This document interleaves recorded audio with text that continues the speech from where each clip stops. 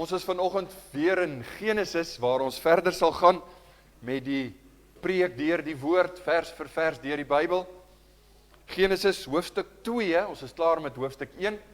Ons is by Genesis hoofstuk 2, ons gaan die eerste 3 verse lees, baie kort skriflesing van môre. Dis 'n tema waaroor ek weet daar is mense wat wag daarvoor. Ons gaan praat oor die Sabbat, ons gaan praat oor die Sondag. Hoe moet ons? Wat moet ons? Wat is die beginsels? Wat sê die Bybel? Ons kyk vanoggend daarna. Genesis hoofstuk 2, ek lees vir u voor in die ou Afrikaanse vertaling. Hoofstuk 2 vers 1, 2 en 3. Genesis 2 vers 1. So is dan voltooi die hemel en die aarde met hulle ganse leermag.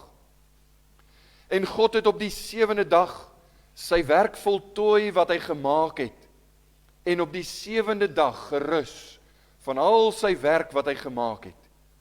En God het die 7de dag geseën en dit geheilig, omdat hy daarop gerus het van al sy werk wat God geskape het deur dit te maak. Dis tot daar wat ons saam lees in die onfeilbare woord van die Here. Ek gaan vra dat die manne staan, dan bid ons saam. Ons vra dat die Here ons sal seën.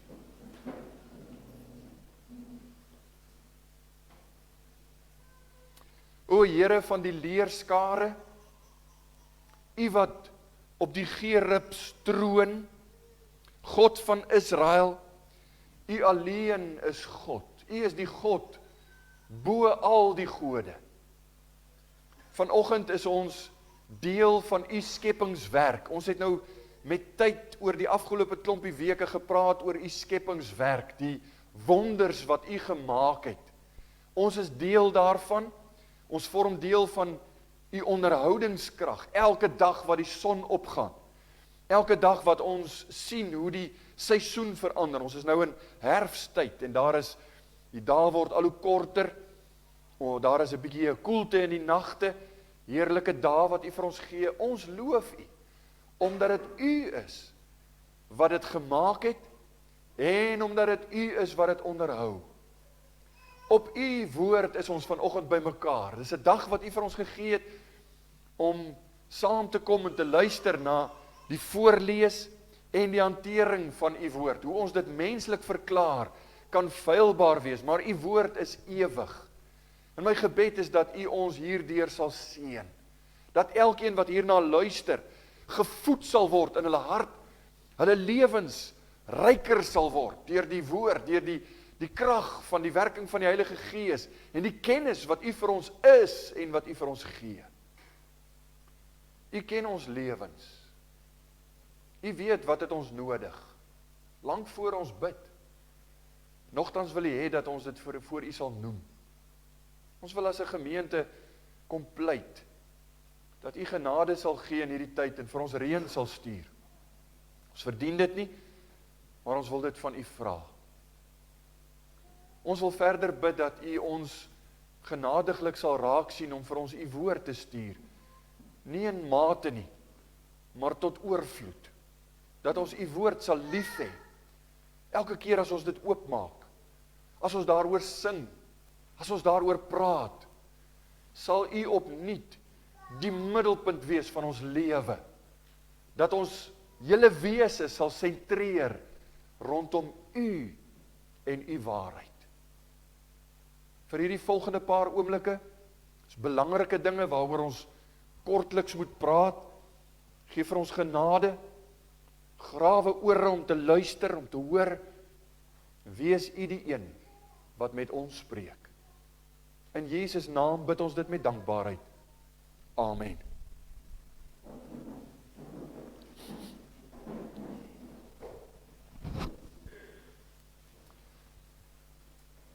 U weet seker al teen hierdie tyd dat die Bybel,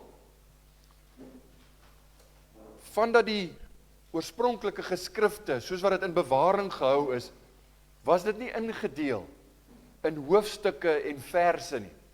Dit het heel wat later eers gekom. Die eerste was, ek dink hier in die 13de eeu, wat 'n Romeinse priester die Nuwe Testament ingedeel het in hoofstukke. Die Ou Testament, die Hebreëse Ou Testamentiese teks, is deur 'n Joodse rabbi ingedeel in hoofstukke en verse in 1448. Sy naam was Nathan. Hy het net die een naam gehad, Nathan, die Joodse rabbi. Die rede waarom ek dit vir u noem is, ek voeg my stem vanmôre by baie van die Bybelkommentare, wanneer hulle sê, Nathan het 'n fout gemaak, met hoofstuk 2, vers 1 tot 3. Almal is dit eens, dat hierdie 3 verse moes eintlik deel gewees het van hoofstuk 1, want is nog deel van die skepingsverhaal. Hoofstuk 2 vers 4 sal verder gaan met die geskiedenis en dan begin dit interessant te raak. Dit raak net al hoe beter, moet ek vir u sê. Dis baie goed tot dusver, maar dit raak net al hoe beter. Maar hierdie is nog deel van die skepingsverhaal en as u saam met ons hierdie pad geloop het tot hier, dan sal u sien in Genesis 1 hoe God met die skepping sekere beginsels vir ons daar gestel het. Nou, ons wys elke keer vir u, en dis nie noodwendig almal wat daar is nie, maar daar is beginsels wat ons moet sien en waar volgens ons dan leef. Beginsels wat aan die begin daar gestel is en wat vir ons steeds geld, want dit is ewige beginsels. God skep uit niks die aarde. En hy skei die land en die waters, en hy skei die waters in die hemel ook, en daar's al die dinge wat ons tegniese goed waaroor ons gepraat het. Ons het ook nie in al die detail eers ingegaan nie.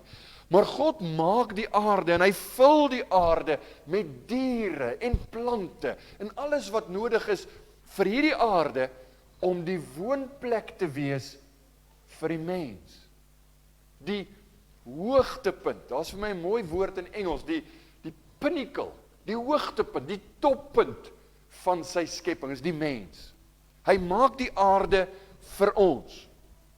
Die beginsel is, God vul die aarde, hy sorg vir die diere, hy sorg vir die veld, hy sorg vir die blomme en die bome, en hy sê die mens moet as sy verteenwoordiger ook die aarde vul. Daarom kom die opdrag, Genesis 1 vers 28, vermeerder, vul die aarde.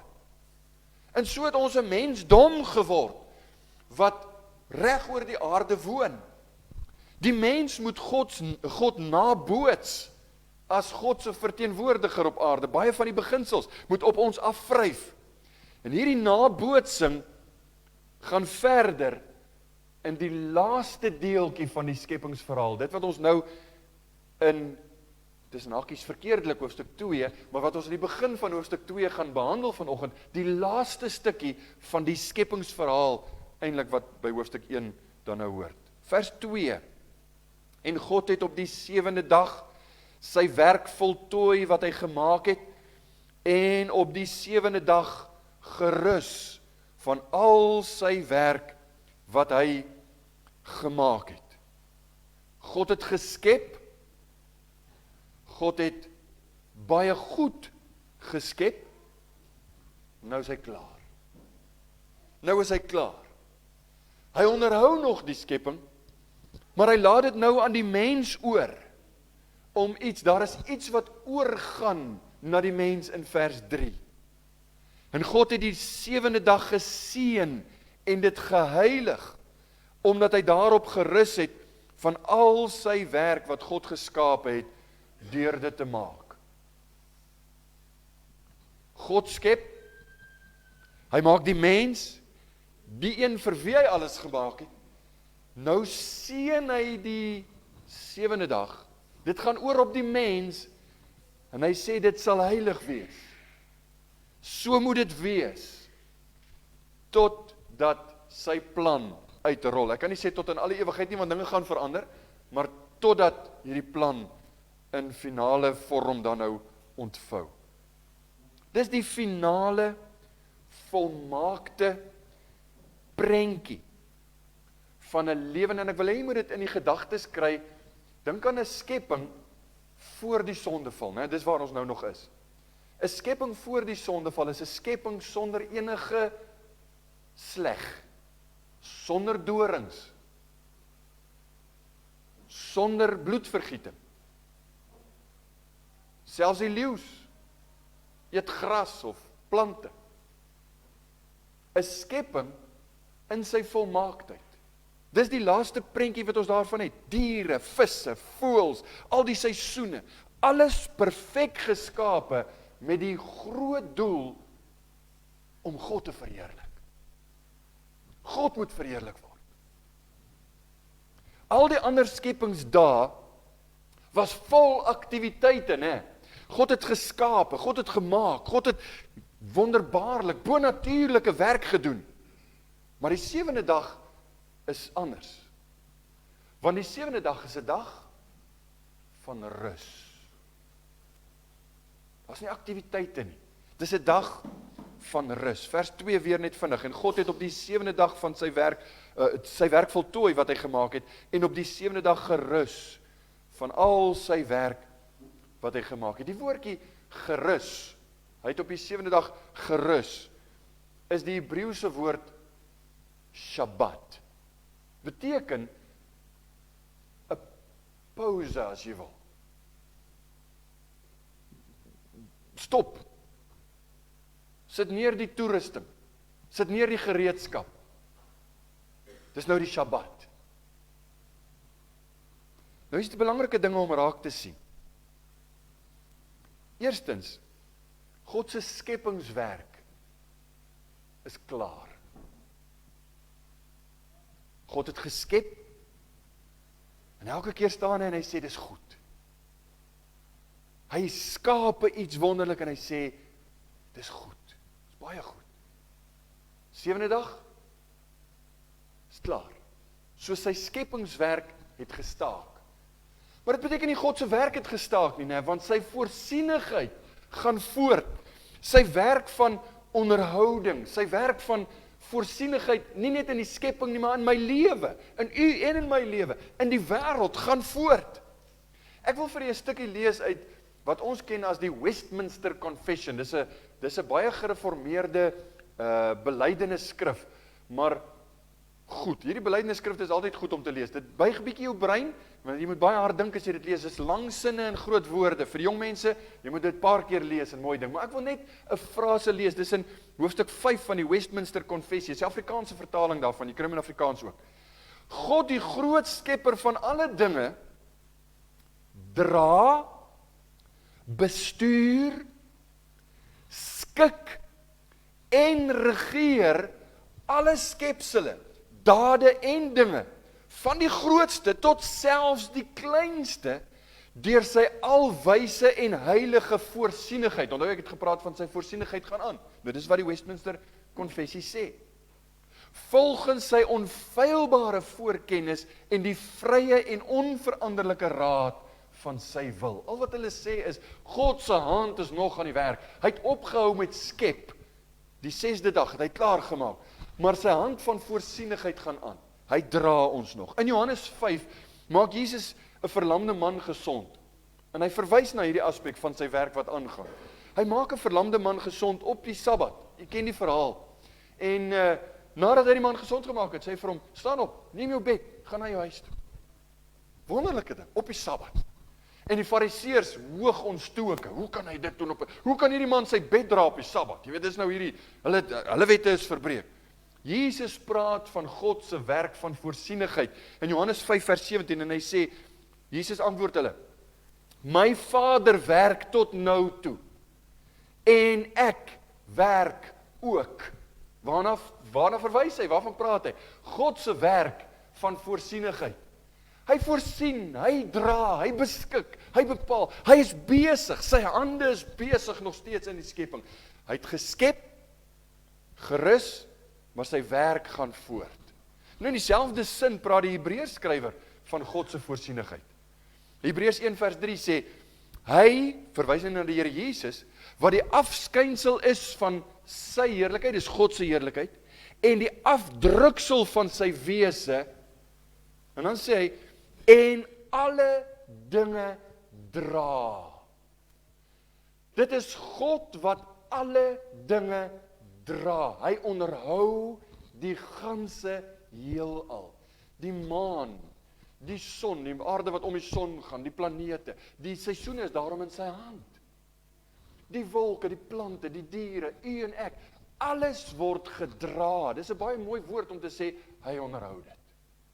Sy hand van voorsienigheid is steeds besig, steeds aan die werk. So 'n ander belangrike punt in vers 3 wat ek vir u wil wys. Vers 3 sê ook, God het die 7de dag geseën en dit geheilig, omdat hy daarop gerus het van al sy werk wat God geskaap het, deur dit te maak. God seën die rusdag.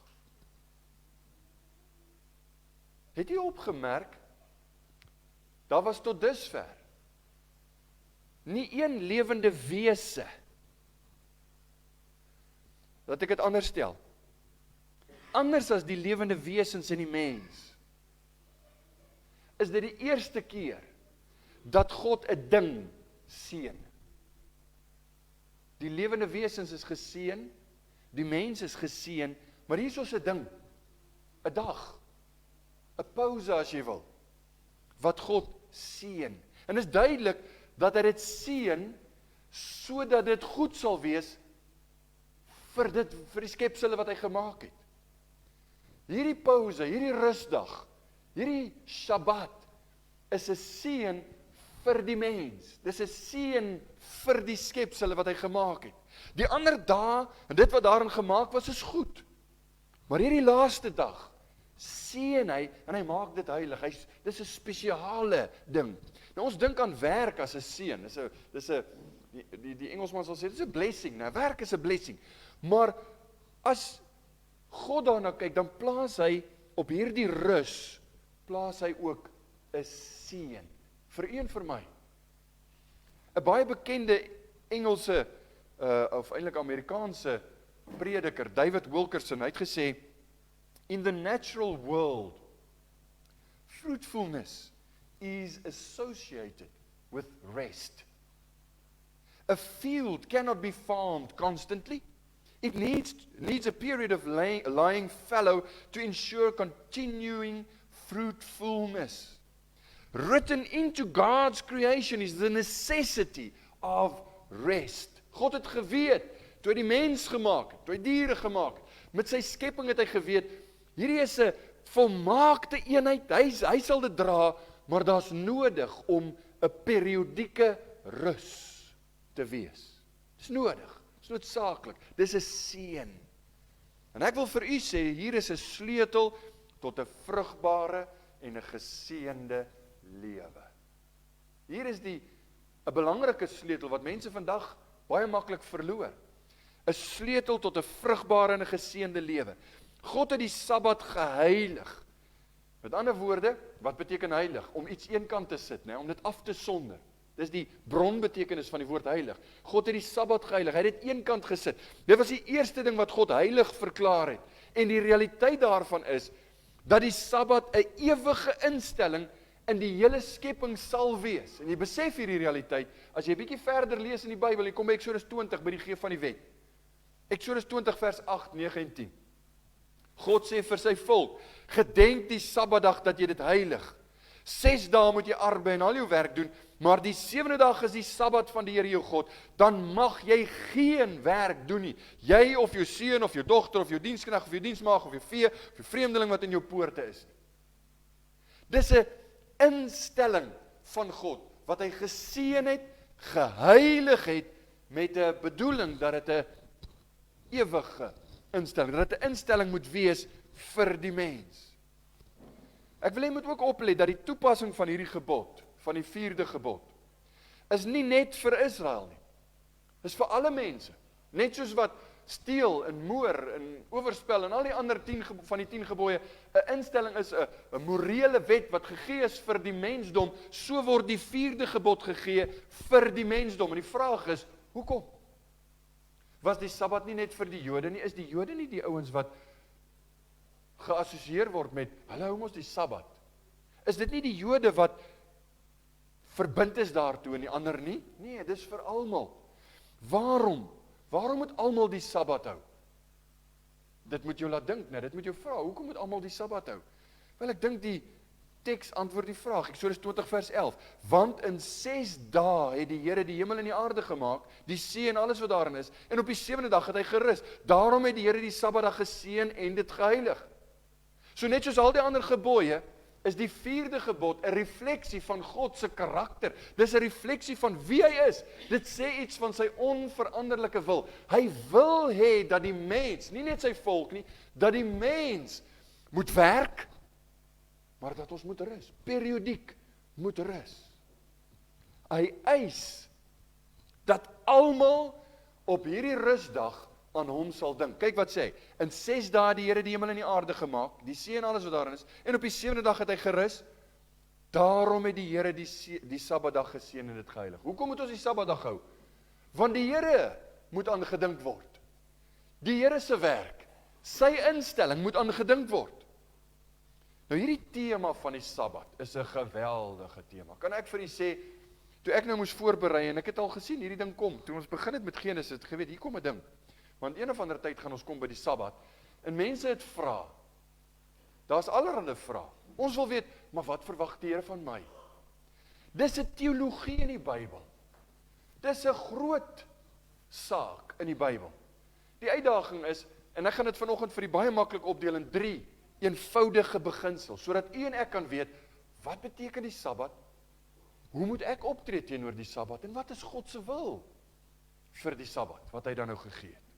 Kom ons kyk na hierdie gedagtes. En die eerste gedagte is, God is die een wat sy rus ingaan. Daar's 'n ontsettende groot kopskuif wat ons moet maak. As jy kyk na die teks en die beginsel wat gestel word, dan wil ek hê, jy moet sien, staan 'n tree terug, kyk na die teks en na die skrif, en sien, in hierdie sin, is die Sabbat 'n rus vir God en van God. En ek gaan nou verduidelik. Kyk nou vers 3. God het die 7de dag geseën en dit geheilig, omdat hy daarop gerus het van al sy werk wat God geskape het, deur dit te maak. Ons het al reeds vir u gesê, God het nie opgehou werk nie. Hy het aangehou werk, verskoon tog, hy het aangehou werk op die 7de dag het sy voorsienigheid aangegaan. Maar as ons God se rus reg verstaan, dan gaan ons weet hoe om dit te gehoorsaam. As ons die beginsel daarvan kan verstaan, gaan ons weet, hoe verwag die Here moet ek dit doen. Nou hier is die saak. As ek sê, dis 'n rus vir die Here en van die Here, wat bedoel ek met vir die Here? In 'n sin word die woord gebruik, en in die Bybel staan dit ook so, as God wat sy plek inneem, as die amptelike troonbesetter, as jy wil, die koning, die regeerder, die soewereine koning, en wat sy regering opneem op aarde. Dis om in sy rus in te gaan. Word duidelik gesien in die res van die skrif. As jy dit nie verstaan nie, dan mis jy 'n groot deel van wat die Shabbat eintlik beteken. Dit word gesien byvoorbeeld in die bou van die tempel in Jerusalem. Nou spring ons sommer baie klomp 100 jare vorentoe, want hier is iets te sien. God wys dit vir ons, nie net in die skepping nie, hy wys dit by die tempel, hy wys dit in die tabernakel en daarna die tempel, en in verskeie plekke in die Bybel is dit sigbaar. Dit is 'n baie groot tema. Kyk gou-gou. Salomo het mos die tempel gebou. Nadat die tabernakel nou rondgeswerf het, toe het hulle rustig in Jerusalem gekom, en toe weet hulle, hy gaan nou nie meer trek nie, maar Dawid wil 'n tempel bou. Die Here sê vir Dawid, jy kan dit doen. Salomo bou die tempel. Luister gou. Dit neem hom 7 jaar om die tempel te bou. Hy wy die tempel toe aan die Here in die 7de maand. Sy gebed, as jy 'n studie gaan doen van sy gebed, daar is 7 petisies in sy gebed, 7 versoeke wat hy tot God rig. En jy lees dit en jy begin wonder, maar wat gaan nou hier aan? Daar's iets van die skepping hierin te sien. 7 dae, 7de maand, 7 jaar gebou.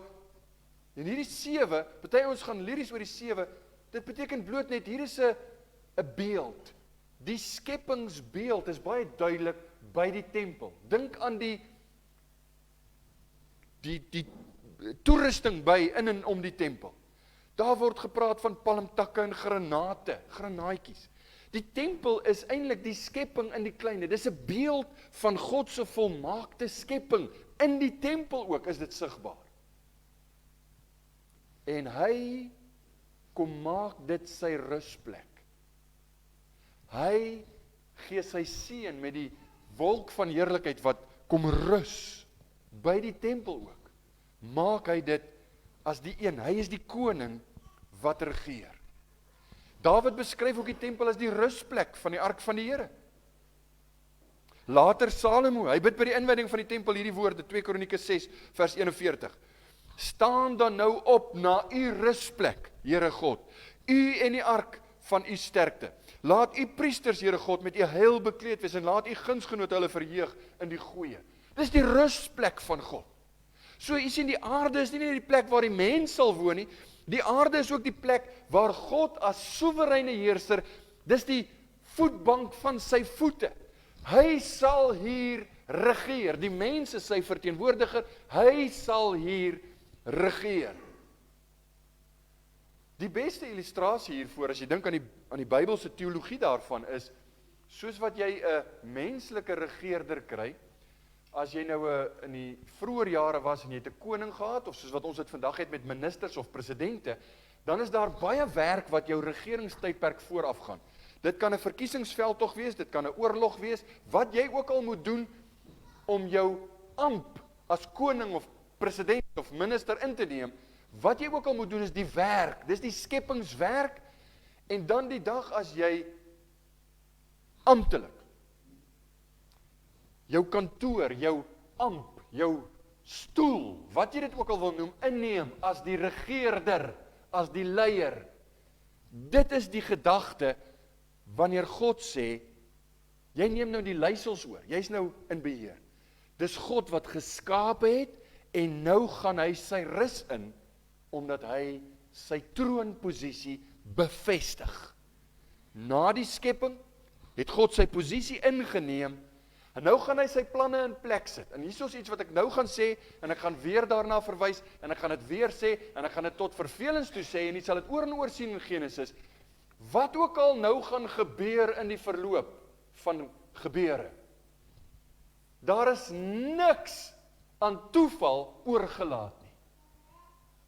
God het geskape, na die skepping op die 7de dag, rus hy, neem sy rus, hy neem sy troonposisie in, en nou gaan sy plan ontvou.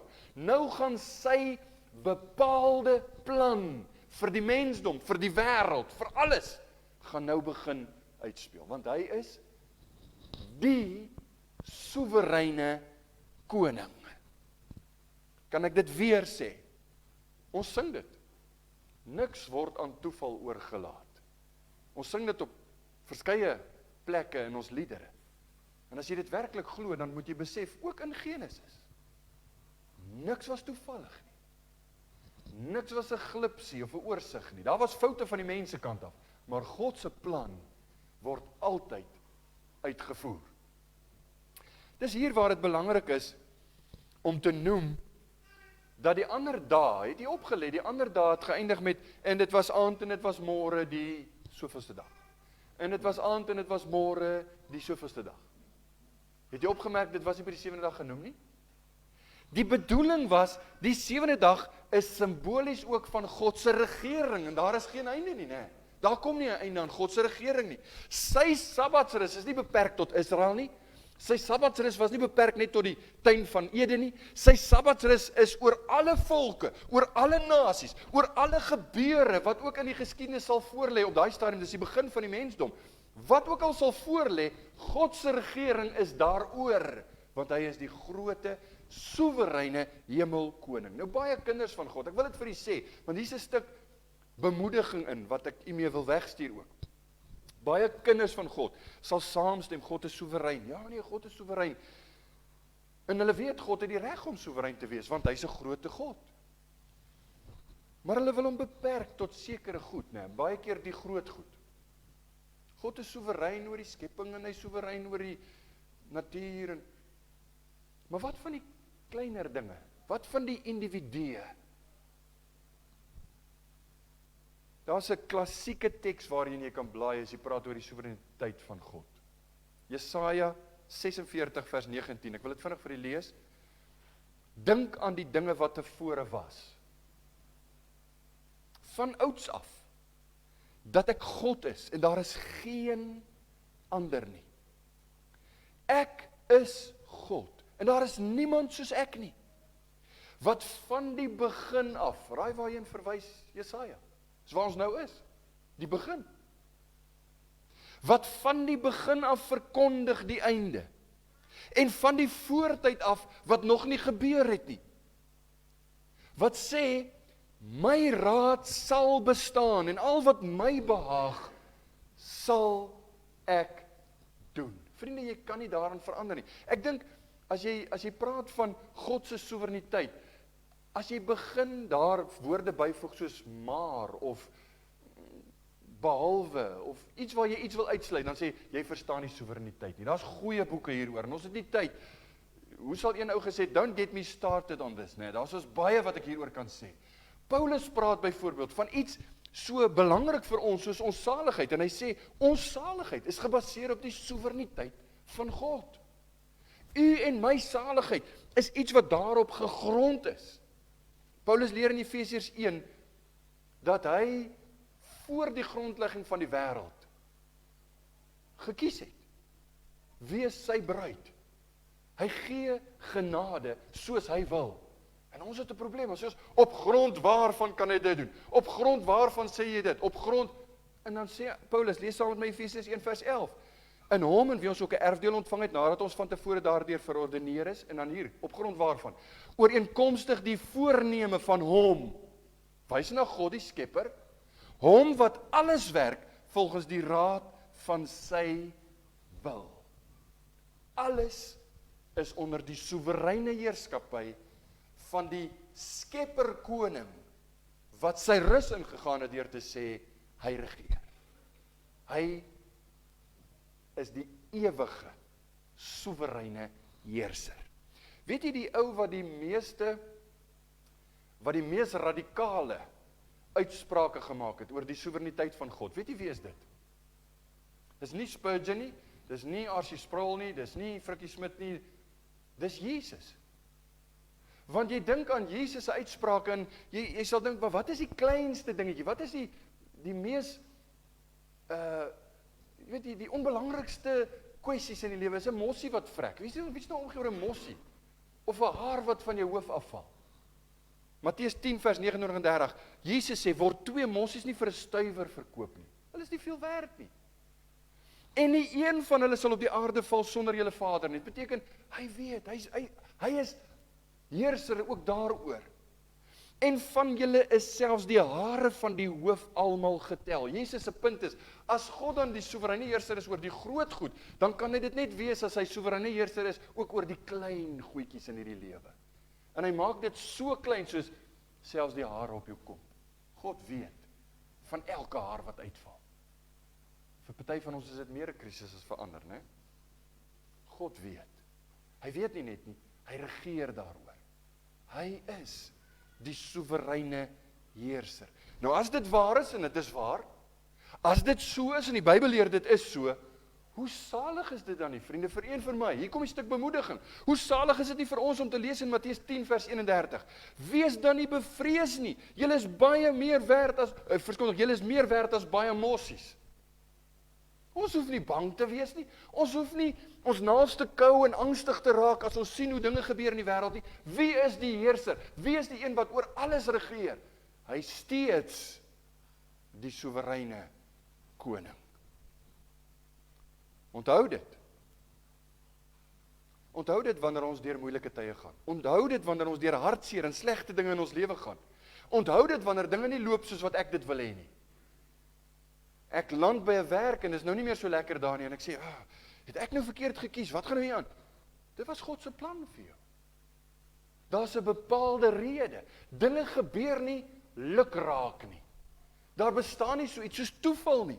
God het sy plan. Want Genesis 2, wat hoort by Genesis 1, leer vir ons, God het sy rus ingegaan. Hy is die ewige koning wat oor alles regeer. Daarom sê Paulus vir ons Romeine 8 vers 38 en 39, ek is verseker dat geen dood of lewe of engele of owerhede of magte of teenwoordige of toekomende dinge of hoogte of diepte of enige ander skepsel ons sal kan skei van die liefde van God wat daar in Christus Jesus, ons Here is. Hoe salig, hoe bemoedigend is dit nie? Ons kan nie iets beleef wat ons sê, God wou dit nie gehad het nie. Kyk nou wat het hier gebeur. Het God dit dalk nie gesien nie of wat? Nee. God weet alles, hy beheer alles, hy is 'n soewereine heerser ook in jou lewe. Oor selfs die kleinste, fynste detail. God het sy rus ingegaan. Dis 'n belangrike beginsel. Bring ons by die tweede aspek. Die Sabbatsrus verwys ook na redding, saligheid, verlossing, noem dit wat jy wil. Dit wys na redding. Die Nuwe Testament praat van saligheid in dieselfde terme as hierdie rus, die Shabbat. Dis nou die Hebreëse terme is presies dieselfde ding, want hy verwys daarna. Ek wil u neem na Hebreërs 4 vers 9. Die Hebreërs skrywer sê, en onthou hy praat met Israeliete. Die Hebreërs skrywer skryf aan Hebreërs, Israeliete, Jode. Hy sê, daar bly dus 'n Sabbatsrus oor vir die volk van God. U ken mos nou die geskiedenis van Israel. Israel was slawe in Egipte. God het hulle verlos, sonder dat hulle iets gedoen het. Het God hulle verlos, deur die Rooi See geneem, hulle het vir 40 jaar rondgereis in die woestyn, omdat hulle ongehoorsaam, ongelowig was, en toe neem hulle in die land Kanaan in. So praat die Nuwe Testament van Kanaan, die land van rus, die Sabbatsrus vir die volk. Hy gebruik die beeld in Hebreërs, as hy praat met die Jode, en hy sê vir hulle, soos die land Kanaan, die rus was vir die volk, so is daar 'n Sabbatsrus vir die volk van God. Hierdie Sabbatsrus wys na saligheid. Dit gaan nie oor Israel nie, dit gaan nie oor Palestina nie, dit gaan nie oor die geografiese plek waar die Jode vandag nog bly nie, of wil bly nie. Dit verwys na saligheid wat daar is in die Here Jesus Christus. Daardie koninkryk van saliges sal strek oor die hele kosmos, oor die hele aarde, oor almal wat weergebore is. Hulle beleef in 'n sin God se rus. Want dis waarna hy verwys. Daar is 'n Sabbatsrus vir die volk van God. Hierdie Sabbatsrus van Genesis 2 is vervul in Kanaan. Dit het 'n vervulling gehad toe die volk hulle rusplek vind, hulle blyplek vind in Kanaan. Dis nou Palestina. Maar daar is iets baie groter waarna dit verwys. Daar's baie van die profeseë wat so werk. Hy het 'n nabye verwysing en dan wys hy eintlik na die groot beeld. En hierdie groot beeld is daardie ewige heerlikheid wat die Here Jesus sal bring. Daardie koninkryk waarna ons almal verwag en wat ons almal na uitsien as ons sê laat u koninkryk kom, waar ons saam met hom sal wees in sy ewige heerlike koninkryk. Dis die lewe na hierdie dood. So God gaan die rus in deur die skepingswerk, maar ons, die mens, gaan daardie rus in deur die verlossingswerk van die Here Jesus. Sy geestelike skepingswerk, as jy so daarvan wil praat. Hierdie verlossing kom tot 'n voltooiing, tot 'n volmaking as jy wil, aan die einde van hierdie huidige dispensasie, wanneer ons in ewigheid, of in ewige heerlikheid by die Here sal wees. Nou vra ek vir u, sien u die analogie hierso, sien u die beeld? God werk 6 dae, 7de dag, rus. 7de dag waarvan daar nie gesê word, en dit was aand en dit was môre, dit was 'n dag, ek glo dit was 7 dae waar, so tussen hakies, ons het mos al daaroor gepraat, dit was 7 fisiese dae, maar die beeld is, hier's 'n tydperk nou van rus, 6 dae werk, 7de dag rus. Die mens se lewe, in hierdie lewe, vol versoekings en beproewings, en dan, 'n tydperk van rus. Dis waarna ons uitsien. Dis waarna ons verlang as ons sê, what a day that will be when my Jesus I shall see. Hierdie tyd moet ons werk en versoekings weerstaan en bly vas staan in die geloof en ons moet al hierdie beproewings deurgaan en dan kom daar die salige rus. Hebreërs 4 wat hierna verwys, haal Psalm 95 aan as hy sê in Hebreërs 4 vers 7, vandag, as julle sy stem hoor, verhard julle harte nie. Hoekom nie? Sal hoe jy gered kan word, luister wat die Here sê, doen wat die Here sê. Jy moet gered word, jy moet jou heil in hom vind. So hy praat met Israeliete en hy sê vir hulle, as julle waarlik die rus van God wil ingaan, luister na sy stem, moenie jou hart verhard nie. Moenie jou hart verhard as God vir jou sê, daar's dinge wat jy moet regmaak. Die sonde in jou lewe, bekeer jou, draai na my toe. Moenie jou hart verhard nie. Nou daar's mense wat vra, maar is daar dan nie in hierdie lewe vir my 'n rus vir my siel nie? Soos wat ma's baie keer mos sê, wanneer gaan my siel rus kry? My ma altyd gesê, met 4 kinders is dit nogal 'n storie. So, is daar dan nie in hierdie lewe vir rus vir my siel nie? En ek dink die naaste wat ons daaraan kan kom, is in die woorde van die Here Jesus. Rus vir sy kinders in hierdie lewe, Matteus 11 vers 28-29, baie bekend, kom na my toe, almal wat vermoeid en belas is, en ek sal julle rus gee. Neem my juk op julle en leer van my, want ek is sagmoedig en nederig van hart, en julle sal rus vind vir julle siele. Want my juk is sag, en my las is lig. Sê asof die Here net van ons verwag om die hele tyd, net die hele tyd te werk in 'n geestelike sin nie. Daar is rusperiodes. Ons gaan dit sien in die pelgrimse reis na die ewigheid. God gee vir hom plek 'n ruskansie. 'n Prieel of 'n skaduwee, iewers waar hy kan gaan sit en rus. Die Bybel is vir ons gegee deur God se voorsienigheid. En die Bybel bring vir ons siele rus. In die beginsel van die 7de dag se rus. In die Ou Testament was dit baie wetties, né? Jy kyk daarna en jy sê, dit klink vir my soos die wet, want as 'n ou net hout opgetel het, gaan kyk, ek dink is Numeri 15 of iewers, waar daar net 'n ou was wat hout bymekaar gemaak het op die Sabbat. Toe kom die ouderlinge by Moses en hulle sê, ons het 'n ou gekry wat hout bymekaar maak op die Sabbat. God het gesê, ons mag nie werk op die Sabbat nie. En hy's doodgegooi met klippe. Maar dit klink vir my baie wetties. Die wet het hom geoordeel. Maar in die nuwe verbond, in die Nuwe Testament, ons staan onder die nuwe verbond. Dis nie hoe die Sabbat werk nie, dis nie hoe ons die Sabbat onderhou nie. Ons aanvaar dit as 'n seën van die Here, wat vir ons, hy het hierdie rus geheilig, het dit vir ons gegee, om dit voor hom reg te benut, vir hom, soos 'n offer, maar vir ons tot 'n seën. Heilig vir die Here, vir ons tot 'n seën. As ons dit verstaan, moet ons vra, hoe moet dit lyk in my lewe? As God dan sy ewige rus, dis nou die hemel, vir my moontlik gemaak het, hoe moet ons daagliks, hoe moet my lewe lyk? En die antwoord is eintlik alreeds gegee, né? As hy die hemel vir my moontlik gemaak het, is dit nie net billik om te sê, Here, ek wil een dag uit my 7 dae werksweek, wil ek een dag vir u gee. En ek wil dit aan u wy, uit dankbaarheid, nie verpligting nie. Nie omdat die wet regeer en ek gestraf gaan word of beskinder gaan word as ek dit nie doen nie, maar omdat ek u liefhet, omdat ek u wil eer, gee ek gewilliglik een dag uit 7 vir u. Jy sien dit reg deur die psalms, dis waarvan ek gepraat het vooraf, een van die redes hoekom ons psalms gesing het vanoggend. Psalm 47 vers 7 en 8.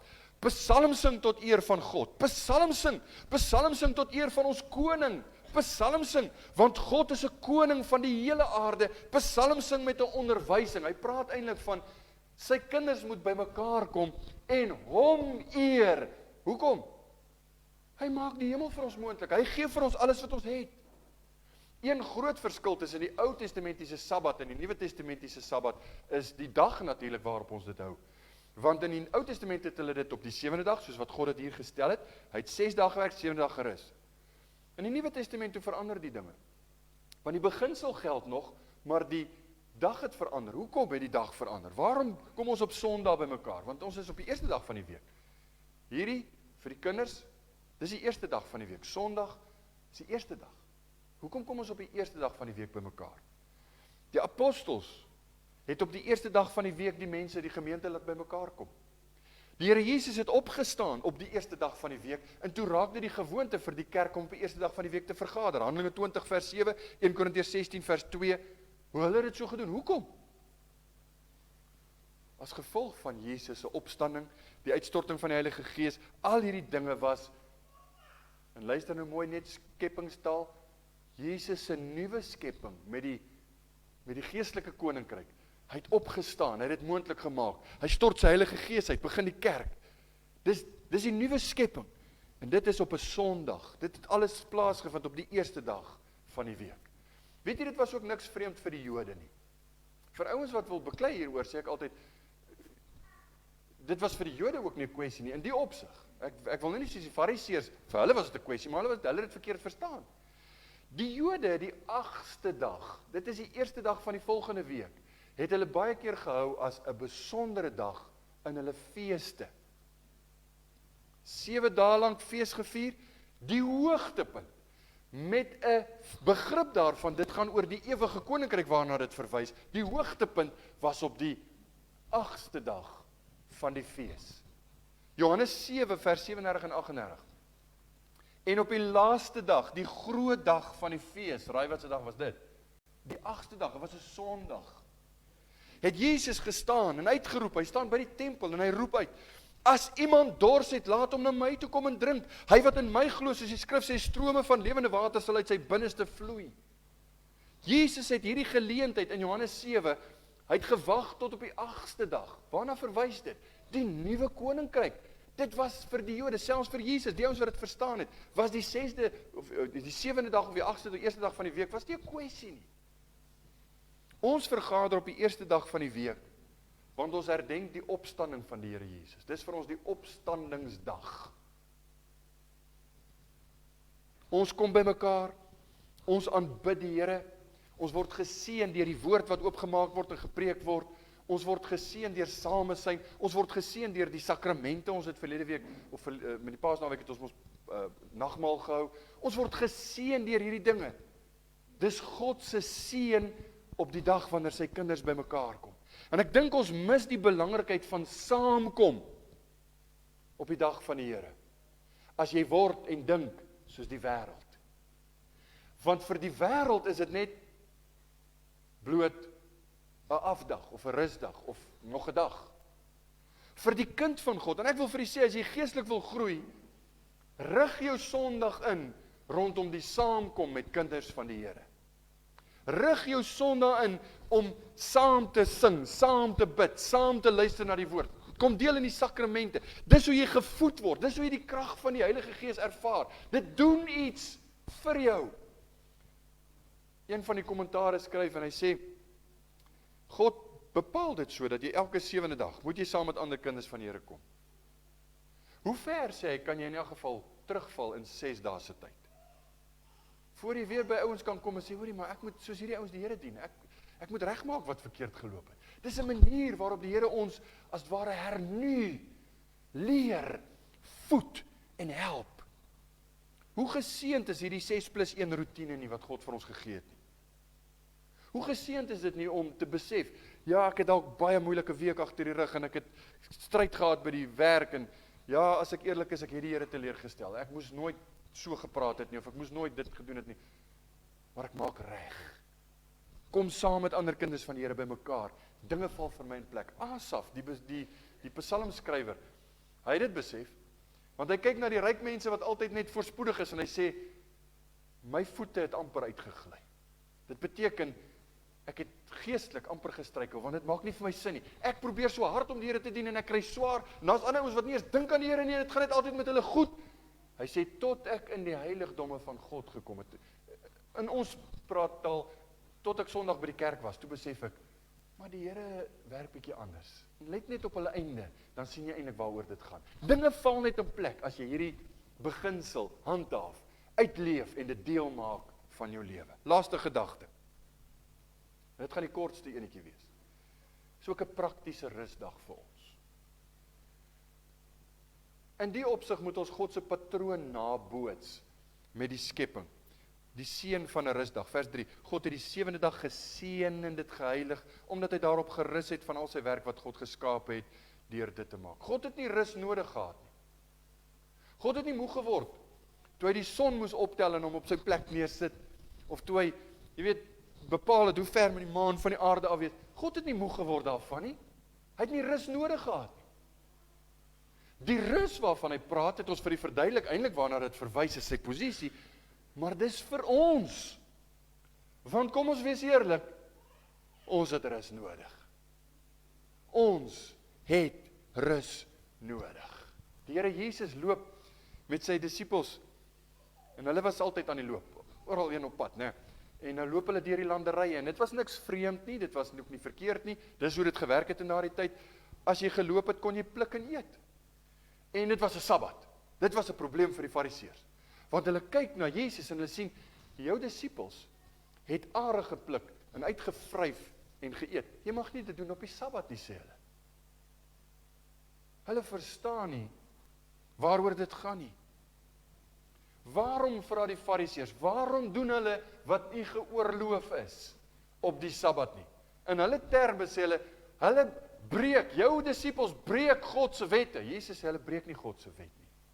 God se wet was nooit bedoel om hierdie dinge te beveel nie. En dan sê hy in Markus 2 vers 27, hy sê vir die Fariseërs, die Sabbat is gemaak vir die mens, nie die mens vir die Sabbat nie. Wat beteken dit? Ons het rus nodig, ons het 'n dag nodig om af te skakel van ons gewone handelswyse, van ons gewone woel en werskaf, en daar's 'n tyd van rus, 'n pause as jy wil. Elke week het jy 'n dag van rus nodig. Dit was nooit bedoel om 'n las te wees nie. Dit was bedoel om 'n seën te wees. Om jouself aan God te wy, om te luister na sy woord. En glo vir my, om te luister na die woord van God is werk. Dit verg inspanning. Jy moet notas neem, partykeer. Jy moet versies probeer onthou. Maar dit is nie 'n las nie. Dis 'n seën. Dis 'n ontsettende groot seën. Baie bekende Ou Testamentiese gedeelte wat praktiese beginsels wys, en ek wil dit gou vir u wys. Hy verwys na die nuwe verbond. Jesaja 58 praat van die nuwe verbond, hoe dit sal wees onder die nuwe verbond. Hoor wat sê hy? As jy jou voet terughou van die Sabbat, om nie jou sake op my heilige dag te doen nie, en as jy die Sabbat 'n verlustiging noem en die heilige dag van die Here hoog hou, en as jy dit eer, let op die woorde wat ek onderstreep het, deur nie jou gewone gang te gaan nie. Dis belangrik. En dan noem hy 3 goed. Nie geleentheid vir jou sake soek, of ydelle taal spreek nie. Dan sal jy jou verlustig in die Here. En ek sal jou laat ry oor die hoogtes van die aarde, en jou laat geniet die erfdeel van jou Vader. Hy sê eintlik maar net, dit sal vir jou dan 'n blessing wees. Hoor net die 3 goed. Jy moenie jou gewone gang gaan nie, jy moenie geleentheid vir jou sake soek nie, en jy moenie ydelle taal spreek nie. Hoe lyk dit in u en in my lewe? Dit beteken, as jy 'n loodgieter van beroep is, moenie krane regmaak op 'n Sondag nie. Rus van jou loodgieterswerk. Maar as jy houtwerk doen vir 'n stokperdjie terwyl jy 'n loodgieter is, dan kan jy jou stokperdjie bedryf op 'n Sondag. Geen probleem nie. En dan sal die Fariseërs sê, ja, maar dis werk. Dis 'n seën. En die Here het dit bedoel as 'n seën. As jy 'n student is en jy studeer en jy is besig met take en harde werk deur die week, rus. Moenie jou take doen op 'n Sondag nie. Moenie huiswerk doen op 'n Sondag nie. Rus. Neem 'n breek, vat 'n pause. As jou werk is om kliënte te ontmoet en teikens te jaag en wat ook al te doen, moet dit nie doen op 'n Sondag nie. Jy moet 'n breek vat. Word geestelik verfris, word geestelik gevoed. Daar is baie wettiese gesindhede. As ons wetties wil raak, dan die ouens allerhande goed is, want ja, mag jy dit doen op 'n Sondag? Mag jy so maak op 'n Sondag? Ek hoop u besef, een van die goed wat ek probeer doen het, is om vir u te wys, dit gaan oor die beginsel. Die gedagte was nooit dat dit moet gaan oor hierdie dag. Dis die belangrike dag, of dit gaan oor die beginsel. En die beginsel is 'n seën, want God word daardeur verheerlik en ons word daardeur geseën. My kinderlewe was 'n bloedbad as ek praat oor Sabbats ontheiliging. Ons het in 'n baie wettiese huis groot geword. En my ma, dis eintlik goed dat sy nou nie hier is, want sy het al soveel keer vir my om verskoning gevra hoe hulle ons probeer grootmaak. En sy het nie 'n slegte werk gedoen nie. Ek dink daarom nie, ek het te sleg uitgedraai nie. Maar ons was verskriklik wetties grootgemaak. Ons mag nie geswem het op 'n Sondag nie. Ons mag niks gedoen op 'n Sondag. Jy moet middagslaapie vat, kerk toe gaan, dis dit. Dis omtrent, mag nie TV gekyk het nie, mag nie, baie goed mag ons nie gedoen het. Dan is ons met vakansie, by die see.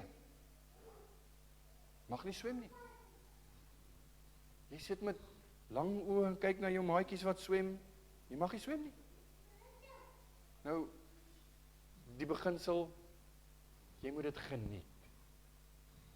Sondag moet die dag wees wat jy sê, vandag eet ons roomys, en ons bak die beste pudding, want dit is Sondag. God wil hê, ons moet dit geniet. Dit moet 'n rusdag wees, dit moet 'n seën wees. Nooi vriende oor om te kom eet, kuier saam, wees 'n seën vir ander. Die oomblik wanneer jy begin met, jy mag nie dit, jy moet nie so nie, dan is dit 'n probleem.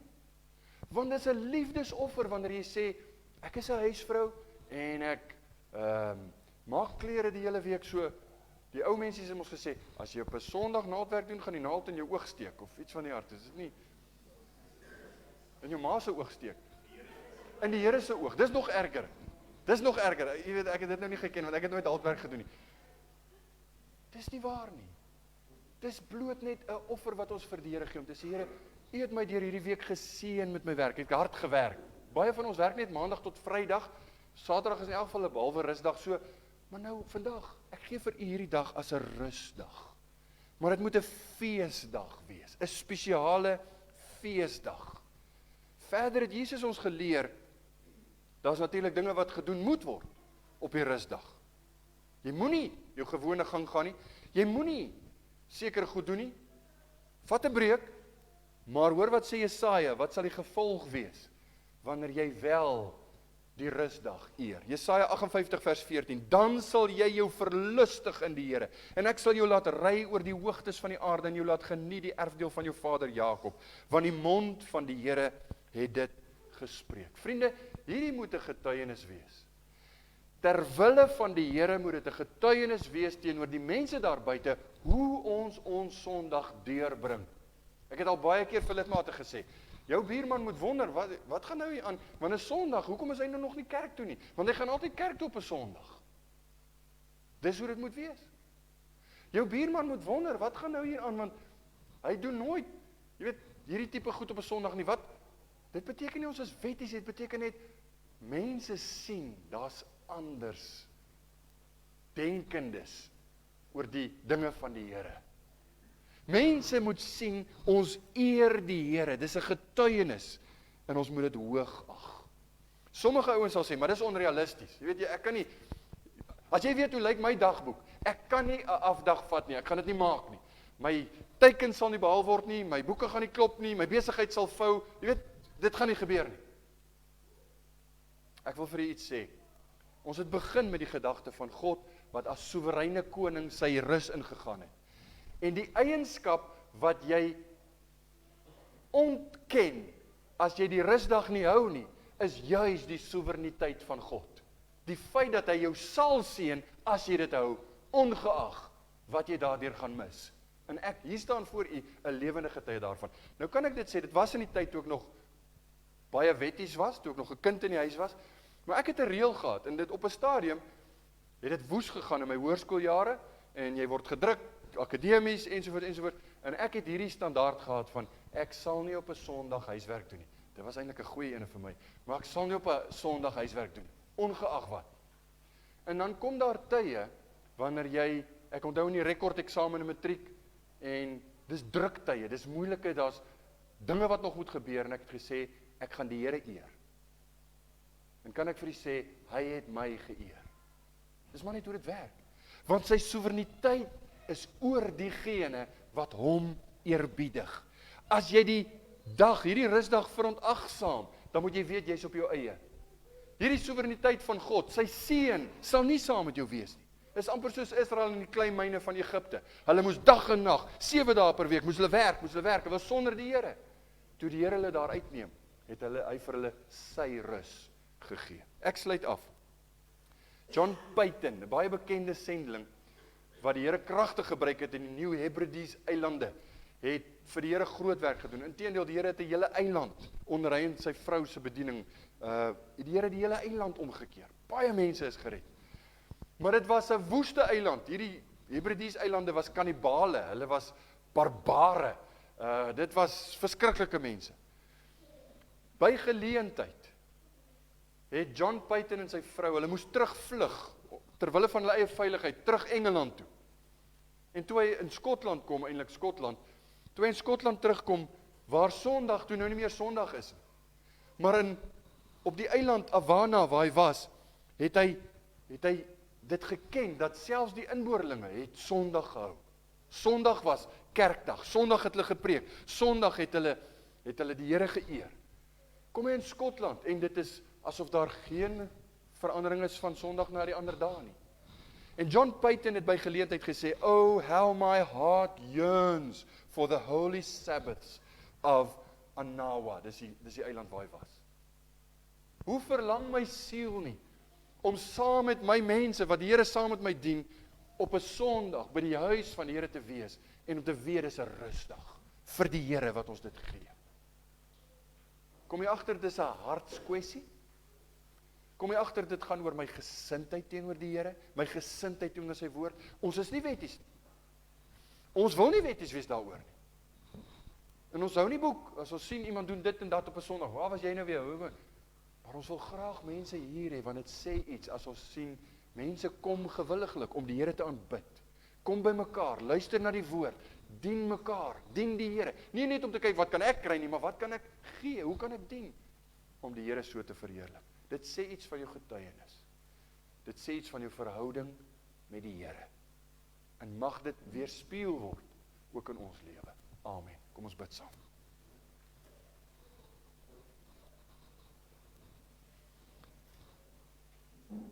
Here, dankie vir die beginsel van die Sabbat. Dankie vir wat u woord ons leer. En ons moes vanoggend dalk nou 'n tree terug staan en met 'n wye perspektief kyk na wat die Bybel daaroor sê. Ons kon nie alles dek nie, ons kon nie alles sê nie, maar u het ons geleer. As ons u wil sien, ervaar en uitleef as die groot ere koning, dan moet ons hierdie selfde beginsel naboots ook in ons lewe.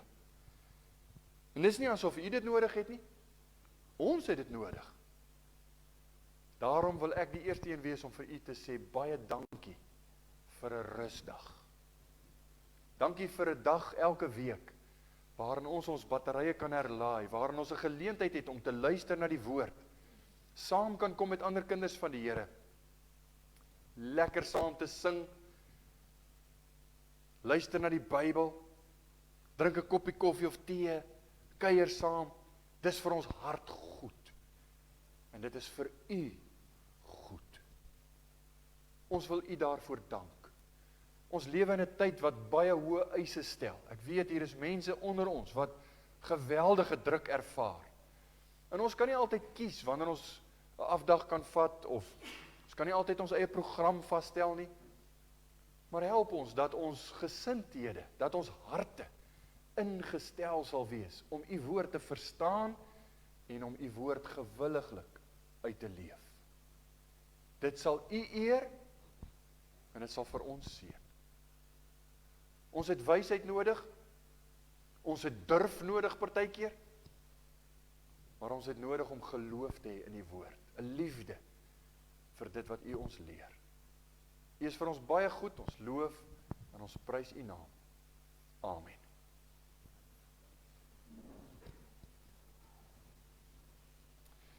Gesang 192. Gesang